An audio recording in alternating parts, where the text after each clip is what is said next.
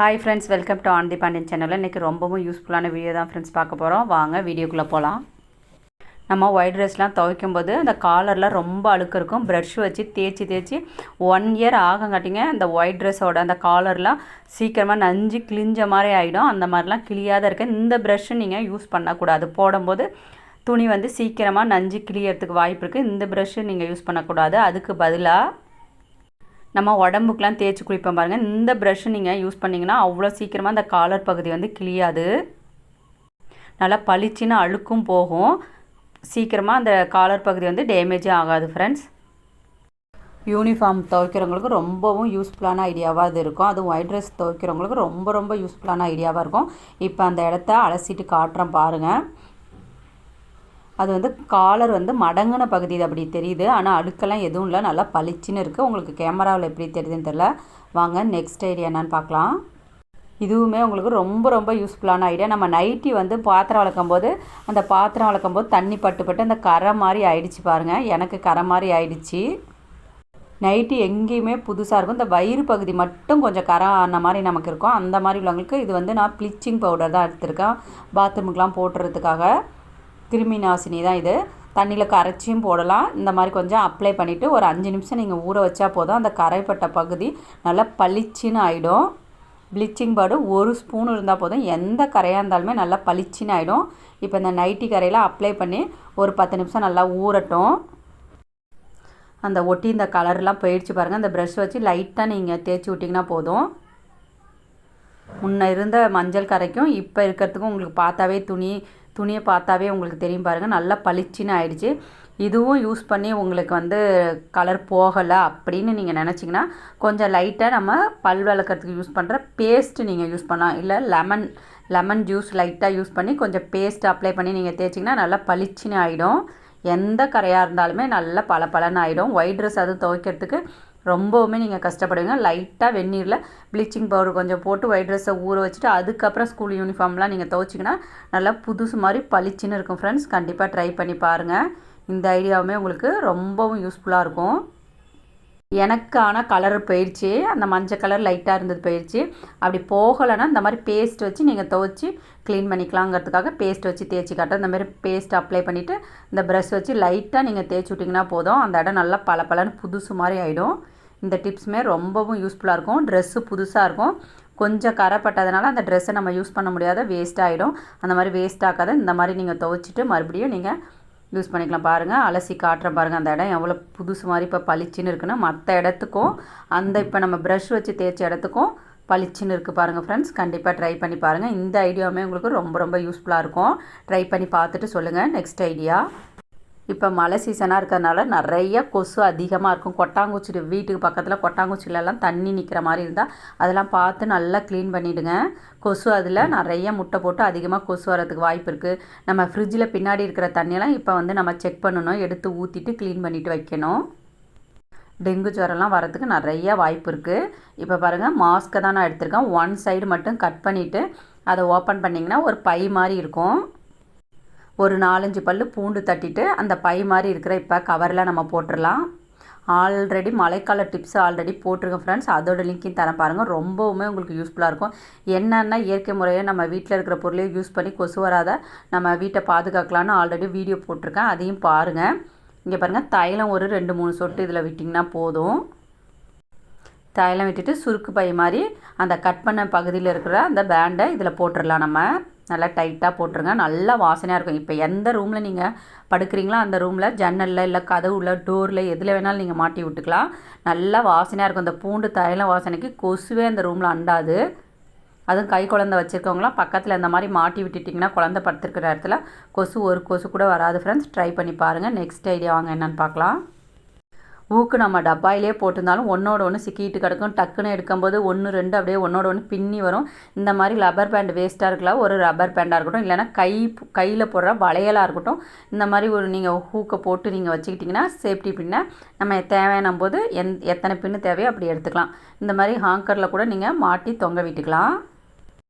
பீரோவில் அந்த டோரில் தான் இந்த ஹாங்கர் நான் மாட்டி விட்டுருக்கேன். செயின் வளையல் எது வேணாலும் மாட்டி விட்டுக்கலாம். நான் பாருங்கள் இந்த மாதிரி மாட்டி வச்சுட்டிங்கன்னா தேவையான போது எடுத்துக்கிறதுக்கு உங்களுக்கு ஈஸியாகவும் இருக்கும். நம்ம தேடவும் தேவையில்லை, எத்தனை பின்னு தேவையோ அத்தனை பின்னு எடுத்துக்கிறதுக்கு ஈஸியாக இருக்கும். கண்டிப்பாக ட்ரை பண்ணி பாருங்கள். இல்லைன்னா வளையலில் கூட நீங்கள் இந்த மாதிரி பின்னெல்லாம் போட்டு மாட்டி விட்டுக்கலாம். அடுத்தது ஒரு கிச்சன் டிப்ஸ் தான் ஃப்ரெண்ட்ஸ். காலையில் எல்லாமே பரபரப்பாக தான் வேலை செய்வோம். அப்போ அந்த உருளைக்கிழங்கு வந்து ரொம்ப சூடாக இருந்தால் நம்மளால் உரிக்க முடியாது. அந்த மாதிரி உரிக்க முடியாத டைமில் ஸ்போக்கில் நல்லா குத்திட்டு இந்த மாதிரி தோல் உரிக்கிறதுக்கு நீங்கள் யூஸ் பண்ணிக்கலாம். இப்போ வந்து நமக்கு ஹீட்டாகவும் இருக்காது. ஸ்போக்கில் குத்திட்டு தோல் உரிக்கிறதுக்கு இந்த ஐடியாவை நீங்கள் ஃபாலோ பண்ணலாம். எமர்ஜென்சியாக உரிக்கணும், ஒரு ஃபங்க்ஷன்லலாம் நிறையா உரிக்கணும்னா இந்த மெத்தடு நீங்கள் ஃபாலோ பண்ணலாம். நெக்ஸ்ட் ஐடியா வாங்க ஃப்ரெண்ட்ஸ் என்னான்னு பார்க்கலாம். இந்த உருளைக்கிழங்கை நல்லா நம்ம மசிக்கணும் அப்படின்னா ஹீட்டாக இருக்குது, ரொம்ப ஹீட்டாக இருக்குது. எப்படி மசிக்கணும், நம்ம வீட்டில் இருக்கிற இந்த டம்ளார் எடுத்து பின்பகுதியால் இப்படி மசிச்சு விட்டால் போதும்.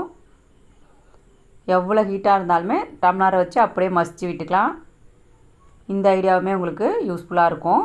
கண்டிப்பாக ட்ரை பண்ணி பாருங்கள் ஃப்ரெண்ட்ஸ். நெக்ஸ்ட் ஐடியா வாங்க என்னென்னு பார்க்கலாம். இந்த டிப்ஸுமே சூப்பரான டிப்ஸ் தான் ஃப்ரெண்ட்ஸ். நம்ம வீட்டில் இது தேங்காய் துருவி எல்லாருமே ஓரளவு வச்சுருக்கோம். இந்த தேங்காய் துருவி வச்சு ஆப்பிளில் நடுவில் இருக்கிற அந்த விதை பகுதியை எப்படி ரிமூவ் பண்ணுறதுன்னு தான் பார்க்க போகிறோம். இங்கே பாருங்கள், நடுப்பகுதியில் இந்த மாதிரி குத்திட்டு ஒரு சுற்று லைட்டாக சுற்றி வந்தால் போதும். இதுக்குன்னு கட்டர்லாம் 150 ரூபா போட்டு நீங்கள் வாங்கவே தேவையில்லை. இங்கே பாருங்கள், அந்த விதைப்பகுதி மட்டும் அந்த ஹோலில் வந்துடுச்சு. இப்போ கட் பண்ணி காட்டுறேன் பாருங்கள். ஆப்பிளில் ஒரு விதை கூட இருக்காது. குழந்தைங்களுக்கு தரவங்களாம் அந்த விதைப்பகுதியெலாம் நீக்கிட்டு க்ளீன் பண்ணி தருவோம். இந்த ஐடியா கண்டிப்பாக யூஸ்ஃபுல்லாக இருக்கும். நம்ம வீட்டில் எல்லார் வீட்லேயுமே இந்த தேங்காய் துருவி இருக்கும். அதை யூஸ் பண்ணி இந்த மாதிரி ஆப்பிளை நீங்கள் க்ளீன் பண்ணிக்கலாம். பாருங்கள், அந்த விதைப்பகுதியை எடுத்து காட்டுறேன் பாருங்கள். இந்த ஐடியாவுமே உங்களுக்கு யூஸ்ஃபுல்லாக இருக்கும் ஃப்ரெண்ட்ஸ். ட்ரை பண்ணி பார்த்துட்டு இந்த ஐடியாவில் எந்த ஐடியா உங்களுக்கு யூஸ்ஃபுல்லாக இருந்ததுன்னு கண்டிப்பாக சொல்லுங்கள். நெக்ஸ்ட் அடுத்தது மீஷோவில் ஒரு டாப் வாங்கியிருந்தோம். அதை ஓப்பன் பண்ணி காட்டுறேன் பாருங்கள் ஃப்ரெண்ட்ஸ். இதுக்கு முன்னாடி இதே பிராண்ட்லேயே ஒரு டாப் வாங்கினோம், நல்லா இருந்தது. அதனால் மறுபடியும் போட்டிருக்கோம். கிளாத்தும் நல்லா இருந்தது, ரொம்ப திக்காகவும் இல்லை, ரொம்பவும் லேஸாகவும் இல்லை. 280க்கு பரவாயில்லை. அதனால தான் மறுபடியும் ரெண்டாவது டாப்பும் நாங்கள் வாங்கியிருக்கோம். இதில் பிங்க் கலர் ஃபஸ்ட்டு வாங்கினோம், இப்போ வந்து ப்ளூ கலர் வாங்கியிருக்கோம். கையிலலாம் டிசைன் வச்சுருக்கு. காலேஜ் போகிற பிள்ளைங்களுக்கு டெய்லி யூஸ்க்கு ரொம்ப யூஸ்ஃபுல்லாக இருக்கும். கையில் கட்டுற மாதிரிலாம் சின்னதாக ஒரு டிசைன் கொடுத்துருக்காங்க. கழுத்தில் ஒரு வி ஷேப்பில் சின்னதாக ஒரு டிசைன் கொடுத்துருக்காங்க. எங்கள் பாப்பாவுக்கு ஃபஸ்ட்டு பிங்க் கலர் வாங்கினோம். குவாலிட்டி நல்லா இருந்ததுன்னா மறுபடி இந்த கலர் ஆர்டர் போட்டோம். 280 என்ன தான் டெய்லி யூஸ்க்கு யூஸ் பண்ணிக்கலாம். நம்மக்கிட்ட ஒயிட் பேண்ட்டு ஷால் ஆல்ரெடி எல்லாருக்கிட்டையும் இருக்கும். டாப் மட்டும் வாங்கி யூஸ் பண்ணிக்கலாம்னு வாங்கியிருக்கேன். இதோட லிங்க்கு வேணும்னா உங்களுக்கு தரேன் ஃப்ரெண்ட்ஸ். அடுத்தது ஒரு சமையல் டிப்ஸ் தான் ஃப்ரெண்ட்ஸ். இந்த கிளாஸில் 1.5 கிளாஸ் அளவு அரிசி, 1/2 கிளாஸ் அளவு துவரம்பருப்பு தண்ணியில் ஒரு 3 மணி நேரம் ஊற வச்சுருக்கேன். இது வந்து 10 ரூபான்னு 2 பீஸ் பூசணிக்காய் பீஸு, கேரட் திருவல்ல வச்சுருக்கேன். 7 மிளகாய் வந்து தண்ணியில் ஊற வச்சுருக்கேன். அப்போ தான் கிரைண்டரில் நல்லா மசியும் அப்படிங்கிறதுக்காக மிளகாய் வந்து தண்ணியிலே ஃபஸ்ட்டு ஊற வச்சுட்டேன்.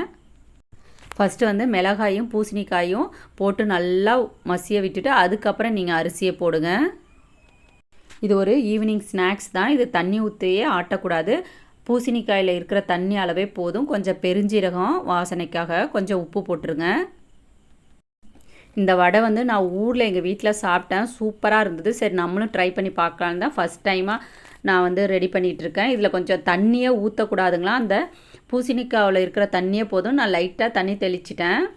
காரத்துக்கு மிளகாய், வெங்காயம், கருவேப்பிலை, பெருங்காயம் எல்லாம் போட்டு நல்லா மிக்ஸ் பண்ணிவிட்டு அம்மா வந்து வடை மாதிரி செஞ்சுருந்தாங்க. நல்லா டேஸ்ட்டாக மொறுமொறுன்னு சூப்பராக இருந்தது. நான் வந்து அந்த பூசணிக்காய் இருந்த மீதி தண்ணியவும் அந்த மாவில் ஊற்றிட்டேன். அதனால கொஞ்சம் தளர்த்தி ஆயிடுச்சு. அதனால் பக்கோடா மாதிரி போடுறேன்.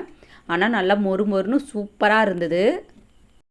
நம்ம பூசணிக்காய் ஃபஸ்ட்டு கேரட் திருவிட்டு அந்த தண்ணியெல்லாம் கையாலே நல்லா முறுக்கி பிழிஞ்சிட்டு அதுக்கப்புறம் தான் நம்ம மாவில் போட்டு ஆட்டணும். நான் வந்து அப்படியே போட்டு ஆட்டிட்டேன். ஆனால் பரவாயில்ல, வெங்காயம், பச்சை மிளகாய், கருவேப்பிலம் போட்டதும் மாவு கொஞ்சம் நல்லா திக்காயிடுச்சு.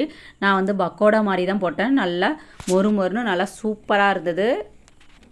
பூசணிக்காய் வந்து ரொம்ப ரொம்ப உடம்புக்கு நல்லது. இது வந்து பூசணிக்காய் சீசன் தான். இப்போ வந்து அதில் வடை செய்யலாம், அல்வா செய்யலாம், அடைக்கு கூட நீங்கள் போட்டு வந்து அடை செய்யலாம்.